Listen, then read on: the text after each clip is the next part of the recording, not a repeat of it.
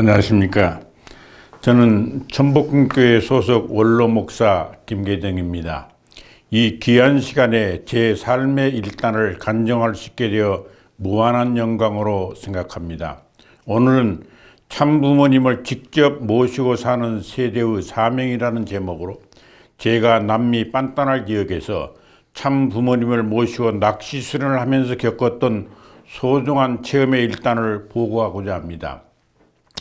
저는 참부모님의 명예에 의하여 학교법인 선화학원의 상무이사로서 근무하다가 1998년 청평에서 국가메시아 수련을 받고 아프리카 차드 국가메시아로 선정되어 차드를 다녀왔습니다.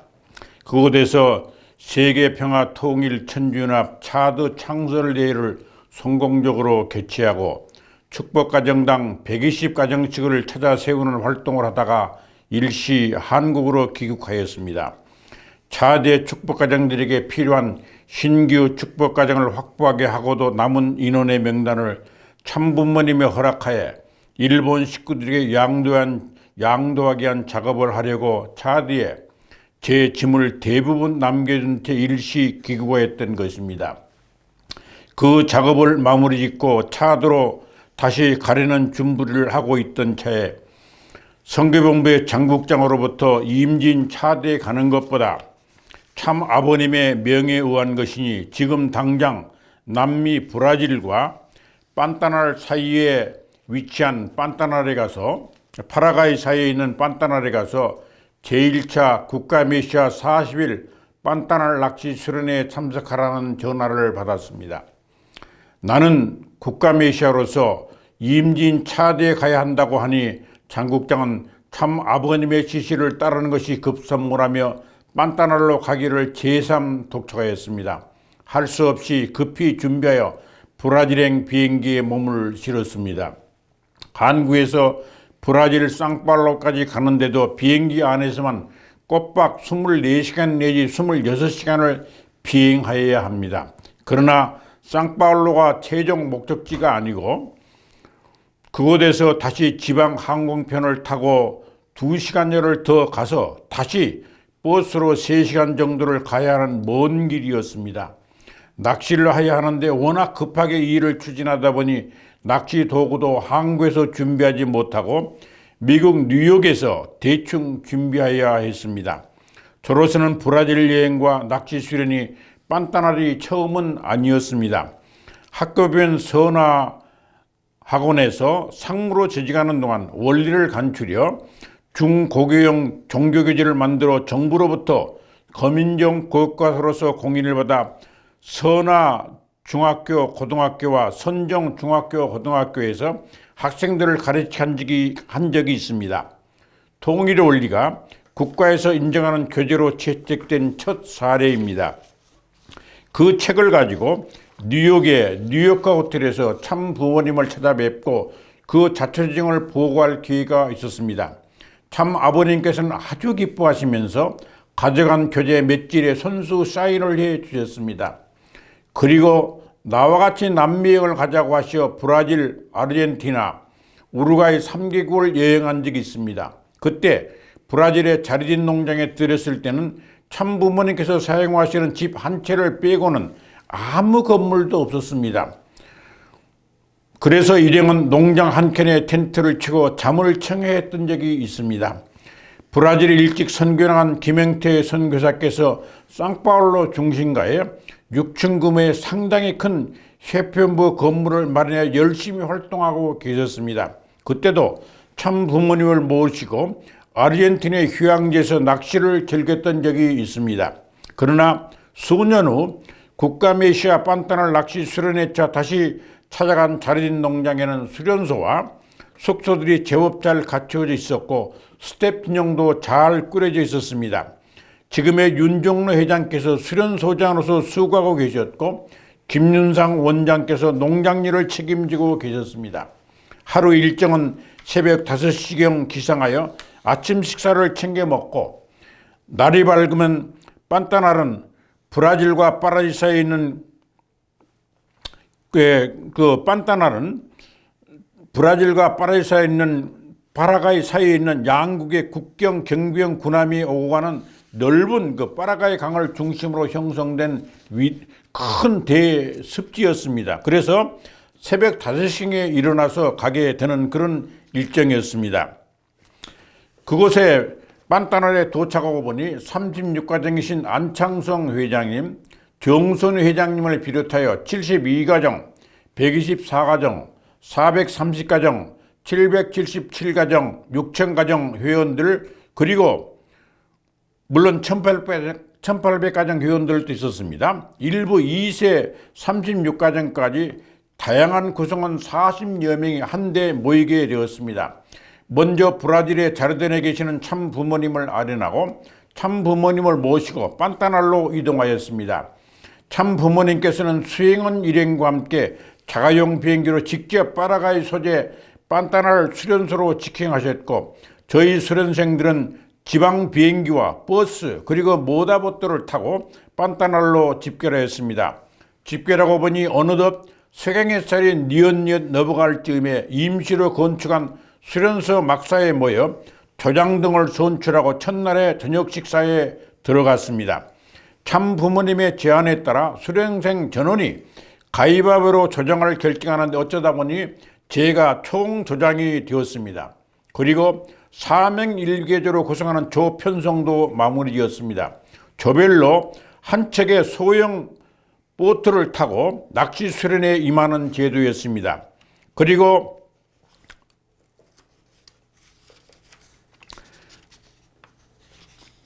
아침에 나가면서 낚시 입감으로 게 몇 마리씩을 할당받고 점심 식사용 주먹밥과 낚시 도구 등을 챙겨서 각 조별로 소형 모터보트를 타고 드넓은 호수에서 낚시하기 좋은 곳을 찾아가 해가 질 때까지 낚시하다가 귀가하는 그런 일정을 보냈습니다.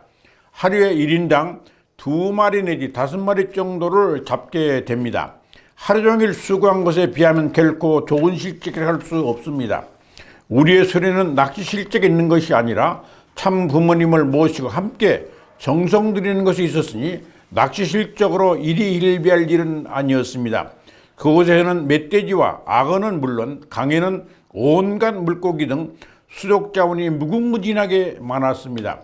참 아버님께서 우리에게 제시하신 낚시 대상은 잉어의 일종인 도라도, 메기 모양의 수르비, 넙치 모양의 빠꾸, 가오리 등 4가지 뿐이었습니다. 저녁 식사를 하고 나서는 밤 11시경까지 아주 좁은 오두막의 작은 방에서 참 부모님을 모시고 무릎을 맞대고 앉아 훈도교를 하다가 잠자리 드는 생활의 반복이었습니다. 아침 식사 때와 저녁 식사 때는 수련생 중 몇 명은 한 식탁에서 참 부모님을 모시고 식사를 하여야 했습니다. 대체로 수련생들은 참 부모님을 모시고 하는 식사 시간을 부담스러워했습니다. 참 부모님께서는 어느 한 수련생을 무작위로 지명하여 식사 기도를 하게 하셨습니다. 어느 수련생은 식사 기도를 하는데 복귀 섭리를 읊다가 참 부모님으로부터 식사 기도가 뭐 그렇게 길어? 하며 꾸지람을 듣기도 하였습니다. 참 부모님과의 식사 시간은 자신의 삶이나 활동을 보고할 수 있는 좋은 기회이기도 하지만 마음 놓고 식사하기 어려운 무거운 분위기 때문에 대부분의 수련생들은 참 부모님과의 식사를 부담스러워하는 것이었습니다. 그래서 동석해야 될 수련생 수가 부족하면 총조장인 제가 대신 참석해야 하니 저는 참 부모님을 모시고 식사하는 기회가 많아졌습니다. 그렇게 참 부모님을 모시고 하는 식사가 익숙해지고 보니 저에게는 그 기회가 무척 귀한 기회가 되었습니다. 어느 날엔 점심 식사거리로 샌드위치와 너구리 라면을 싸가지고 참 아버님을 모시고 저를 포함한 5명이 작은 개울을 따라 낚시를 나간 적이 있었습니다. 개울폭은 좁았지만 물이 많고 깊으며 유속이 빨라 위험한 상황이었는데 참 아버님께서 그곳으로 들어가셔 낚시를 하시다가 급류에 휩쓸려 휘청하셨습니다. 상당히 위험한 상황이었습니다. 수련생인 우리 일행은 손에 손을 잡고 인간사슬을 만들어 참 아버님의 손을 잡아 구출해내는 어려움을 겪기도 하였습니다. 그 어려움을 겪고 나서 바위 위에 앉아 준비해온 샌드위치와 너구리 라면을 삶아 참 아버님과 함께 나누어 먹던 맛은 정말 잊을 수 없는 소중한 추억입니다. 그 추억 때문에 저는 지금도 라면 하면 너구리 라면을 즐겨 먹습니다. 수련생이 많다 보니 크고 작은 해프닝도 적지 않았습니다. 저녁 늦도록 귀가 자는 조가 있으면 그들을 찾아 횃불을 만들어 수색해 나서 그들을 안전하게 귀가하도록 도와야 하는 경우도 가끔 발생하였습니다. 정선 회장께서는 보트에서 짐을 옮겨 싣다가 실족하여 깊은 물속에 빠지기도 하였습니다. 다행히 옆에 있던 동료가 얼른 구조하여 무사했습니다. 안창성 회장께서는 수련생 중 당시 연세가 제일 많은 분이셨습니다. 땡볕에 하루 종일 강 가운데서 낚시를 하기가 상당히 힘겨웠나 봅니다. 그래도 꾸준히 낚시 수련에 임하셨습니다. 양준수 회장께서는 낚시한 물고기 수가 참 아버님께서 제시한 숫자에 미달하니 그것을 많이 하려고 파라과이 국가메시아로서 현지 사정에 비교적 밝은 문평래 회장을 대동하고 야밤 낚시를 나가곤 하셨습니다. 그 노력을 높이 평가하신 참 아버님께서 양준수 회장을 브라질 자릴 농장에서 참부미를 모신 일을 하루도록 배려하시기도 하였습니다. 그러나 전체적으로 무사히 수련을 마치게 된 것은 하늘 부모님의 보살핌 덕분이라고 생각합니다. 참 아버님께서는 전용 중형 보트 뒤편에 12대의 낚시를 늘어놓고 낚시하시곤 하셨습니다. 물론 낚시에 익숙한 자가 참 아버님의 낚시에 밑감을 깨워주는 작업을 도와드리지만 낚시를 던지는 일은 당신께서 직접 하셨습니다. 낚시 포인트를 찾아 멀리 던지는 것과 물고기가 밑감을 무는 시점을 놓치지 않고 낚시를 잡아채는 것이 핵심 기술이었습니다. 낚시를 던지고 나면 앉아서 물고기가 낚시를 물 때까지 무한정 기다리는 것입니다. 그 사이에 여러 가지 구상도 하시고 기도하시는 것으로 보였습니다. 단순히 낚시를 즐기는 것이 아니라 취미생활을 하시면서 기도하시는 삶이신 것입니다. 또한 낚시 보트 안에서 섭리를 진두지휘하기도 하십니다. 참 아버님의 보트에는 인공위성 중계로 국제통화를 할 수 있는 고성능 전화기가 있었습니다. 그 전화기를 이용하여 일본 교회 책임자와 연결하여 일본 식구들이 당장 브라질 수련회에 참석하도록 지시하시기도 하셨습니다. 참 아버님께서 보트 후면에서 낚시를 펼쳐 놓으시면 당번제로 돌아가면서 참 아버님의 배에 동승한 4~5명가량의 수련생들은 자기 나름의 참 아버님의 나름으로 참 아버님의 낚시질과 얽히지 않게 여기저기에 조심스럽게 낚시질을 드릴 수 있습니다. 물고기가 낚시를 물기 전 사이 시간을 이용하여 수련생들은 참 아버님께 자기 활동간에 보고하기도 합니다. 한 번은 제가 던진 낚싯줄에 한국의 메기와 비슷한 모양의 큼직한 수르비 한 마리가 걸려들어 끌어올리는 것을 참 아버님께서 보시고 큰 놈 잡았구만 하시며 정겹게 칭찬해 주셨습니다. 저녁 훈독회 때는 무작위로 지명하여 그때 막 제작되어 나온 가정명세를 얼마나 잘 외우고 있는지를 점검하시기도 하셨습니다. 참 부모님께서 사용하시는 숙소는 작은 방 2개와 작은 부엌 하나로 구성되어 있었습니다. 그중 상대적으로 큰 방에서 수련생들이 모이려니 서로의 무릎을 거의 포기하는 비좁은 공간이었습니다. 그리고 상대적으로 아주 작은 방에서 2분께서 주무셨고 수련생들은 별도의 임시 가건물 숙소에서 밤 시간을 보냈습니다. 하루 종일 강렬한 햇살 아래서 낚시를 하고 나서 식사까지 한 상태이니 조는 사람이 없을 수가 없었습니다만 참 아버님께서는 그런 모습을 개의치 않으시고 꾸지람도 없이 말씀을 이어가셨습니다. 저녁 훈독회를 끝내고 모두 잠자리에 들면 2인 1계제로 야간 경비제를 편성하여 참 부모님의 숙소를 경비하곤 하였습니다. 수련생들이 조를 짜서 식사 당번을 하였고 아침 남자 수련생들이 부엌 일을 도와주는 식으로 생활하였습니다. 매일 물고기를 엄청나게 잡아오니 매 끼니마다 매운탕을 즐길 수 있었습니다. 그래도 남아도는 생선은 브라질의 자리진 수련소를 오며 그곳 수련생들을 위한 식재료로 활용하였습니다. 하루는 짬이 나서 그곳에서 파라과이 동네 청년들과 수련생 간 친선 축구 경기도 하였습니다. 축구 실력은 그곳 청년들이 더 좋았습니다. 아침에 일찍 일어나시면 참 아버님께서는 밖에 나와서 잔디밭에서 간단하게 체조를 하시며 몸을 풀면서 하루를 출발하는 것을 보게 되었습니다. 열심히 당신의 체력 관리에 집중하시는 것에 감탄할 수밖에 없었습니다. 어느 날 아침 허름한 차림으로 아침 안개를 가리며 낚시를 나가시는 참 아버님의 모습을 보며 저 어른께서 사람들을 끌어다니는 힘이 엄청 세구나 하는 느낌을 지울 수가 없었습니다.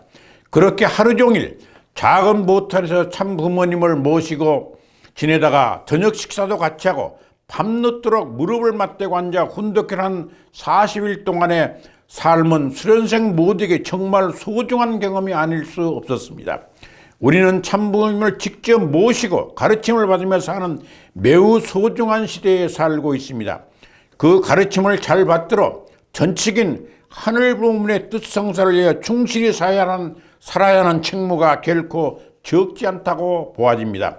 사랑하는 식구님들, 참부모님의 가르침을 성실히 수행하는 성도들로서 만세 영영세세토록 빛나기를 악망하며 오늘 저의 작은 체험담을 마치고자 합니다. 경청해 주셔서 대단히 감사합니다.